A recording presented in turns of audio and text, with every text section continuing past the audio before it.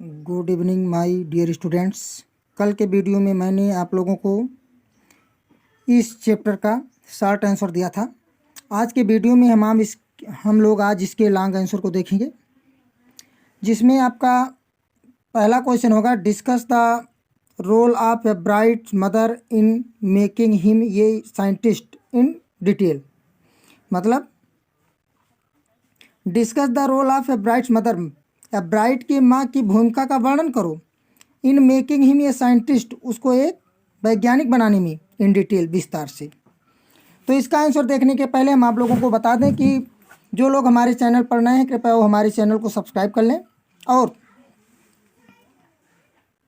25 दिसंबर से आप लोगों को एग्जाम ओरिएंटेड क्वेश्चनों की विशेष श्रृंखला एग्जाम एक्सप्रेस मिलने वाली है। तो आप लोग अगर हमारे चैनल को सब्सक्राइब किए रहेंगे और नोटिफिकेशन के लिए बेल आइकन को दबाए रहेंगे तो नोटिफिकेशन आपको बराबर मिलता रहेगा। तो आइए देखते हैं इसका answer. A brides mother encouraged his interest in learning science since his childhood. She took him on trips, bought him scientific equipments, and helped him in many other ways. She also supported him in collecting butterflies. She gave him a children's book called The Table of Monarch 10. From this book, he knew how monarch butterflies migrate to Central America, opened the world of science to the eager young collector Ebright. तो आइए देखते हैं एक बार फिर से इसको। Ebright's mother encouraged his interest in learning science since his childhood। मतलब एब्राइट की माँ जो थी उसने बचपन से ही उसकी पढ़ाई के लिए उसको प्रोत्साहित की। She took him on trips, वह उसको यात्राओं पर ले जाती थी। bought him scientific equipments, और उसके लिए वैज्ञानिक उपकरण खरीदी। and helped him in many other ways, और कई दूसरे तरीके से उसकी मदद की या करती थी। She also supported him in collecting butterflies, और तितलियों को इकट्ठा करने में भी वो उसकी मदद करती थी, सपोर्ट करती थी। She gave him a children's book, उन्होंने उसे एक बच्चों की किताब दी, द ट्रेबल ऑफ मोनार्क 10, जो मतलब द ट्रेबल ऑन मोनार्क 10 के नाम से जाना जाता था, कहा जाता था। From this book he knew how to monarch butterflies migrate to central America, और इस किताब के द्वारा वो जाना कि तितलियाँ कैसे जाकर के मध्य अमेरिका में बस गईं। Open the world science to the eager young collector Ebright, और उसको खोल दिया द वर्ल्ड, संसार को, साइंस, वर्ल्ड ऑफ साइंस मतलब विज्ञान के संसार को, to eager young collector a bright मतलब जो जिज्ञास तितलियों को इकट्ठा करने वाला एब्राइट था, उसकी जिज्ञासा को ही खोल दिया। तो इस तरह से आपका ये शॉर्ट आंसर लॉन्ग ये पहला क्वेश्चन कंप्लीट हुआ। अब हम लोग चलेंगे अगले क्वेश्चन पर। देखिए आपका अगला क्वेश्चन है, give a character sketch of Richard एब्राइट। Richard एब्राइट का चरित्र चित्रण दीजिए। तो आप लिखेंगे character sketch of Richard एब्राइट। Correct मतलब रिचर्ड एब्राइट का चरित्र चित्रण। पहला है आपका इंट्रोडक्शन। इंट्रोडक्शन में आप लिखेंगे कि एब्राइट was very intelligent since his childhood, he started his experiments with butterflies. यानी प्रस्तावना में आपने दिया कि एब्राइट was very intelligent since his childhood, एब्राइट अपने बचपन से ही बहुत बुद्धिमान था। He started his experiments with butterflies, उसने अपने प्रयोगों को तितलियों से शुरुआत की, मतलब उसने तितलियों पर प्रयोग करना का शुरुआत किया था। अगला है हिज इंटरेस्ट। तो हिज इंटरेस्ट क्या था? He had interest in science, मतलब उसकी विज्ञान में रुचि थी। He was also an expert photographer specially of nature and scientific model, मतलब वह फोटोग्राफर मतलब एक विशेष यानी एक्सपर्ट यानी दक्ष, निपुण, ये एक निपुण फोटोग्राफर भी था। स्पेशली ऑफ नेचर मतलब विशेष रूप से वो प्रकृति और साइंटिफिक मॉडल्स, और साइंटिफिक मतलब वैज्ञानिक मॉडलों का चित्र लेता था। अगला है रोल ऑफ हिज मदर। उसकी माँ की भूमिका, मतलब उसके जीवन में उसकी माँ की क्या भूमिका थी। His mother's role in making him a scientist is very important, मतलब उसकी माँ की भूमिका उसको वैज्ञानिक बनाने में बहुत महत्वपूर्ण रही।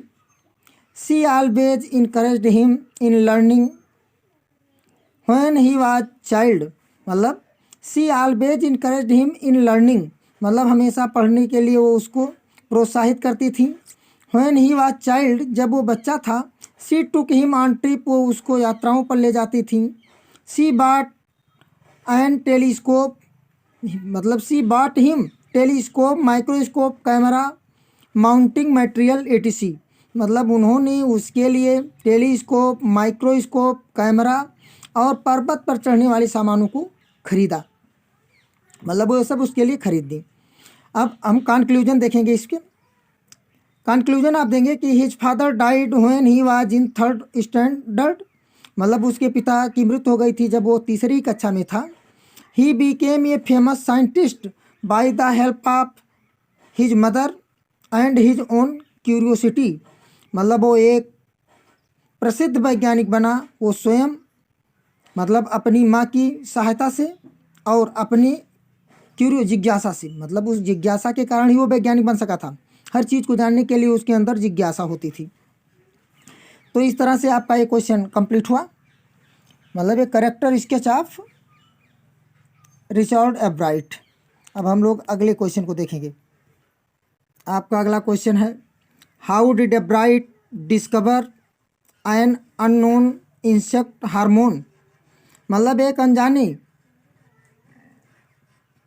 कीड़े की हार्मोन की खोज एब्राइट ने कैसे की। तो आइए देखते हैं।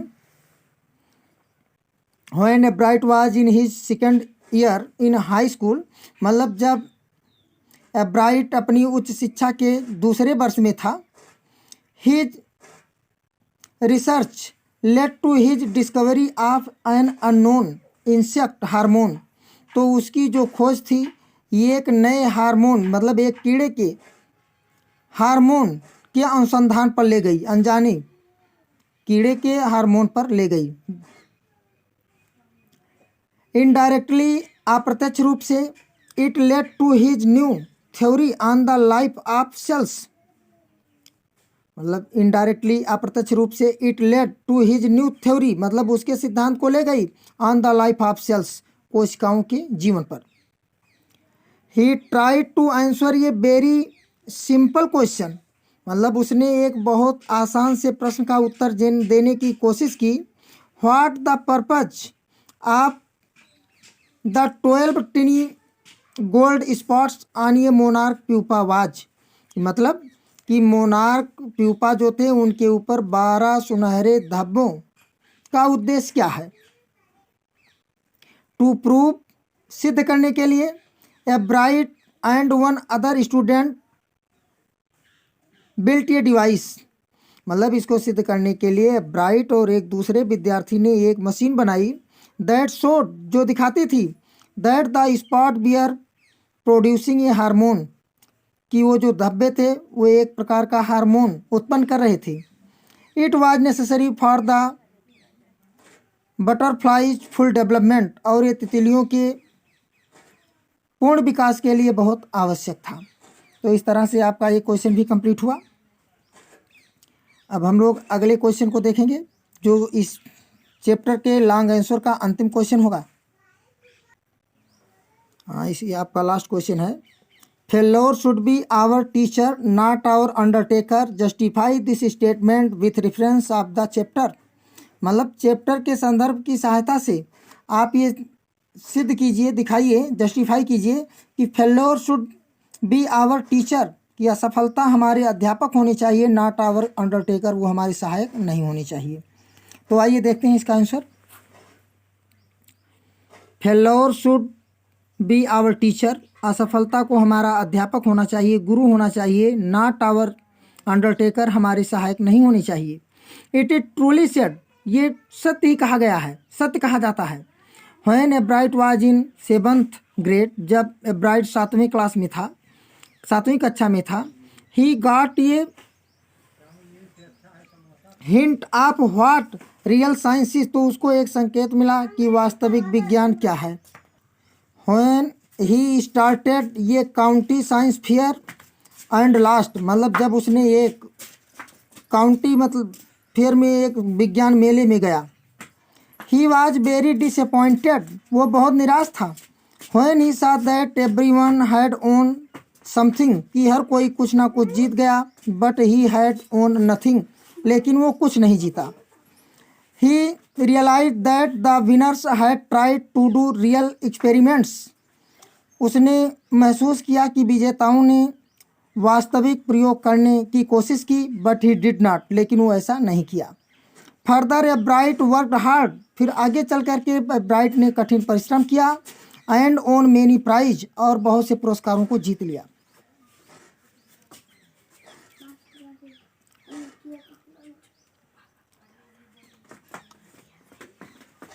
देखिए, so with the reference of the chapter, इसलिए पाठ के संदर्भ से this line is totally proved, ये लाइन पूरी तरह सिद्ध करती है that failure should be our teacher, कि असफलता हमारी गुरु होनी चाहिए, नॉट आवर अंडरटेकर, हमारी सहायक नहीं होनी चाहिए।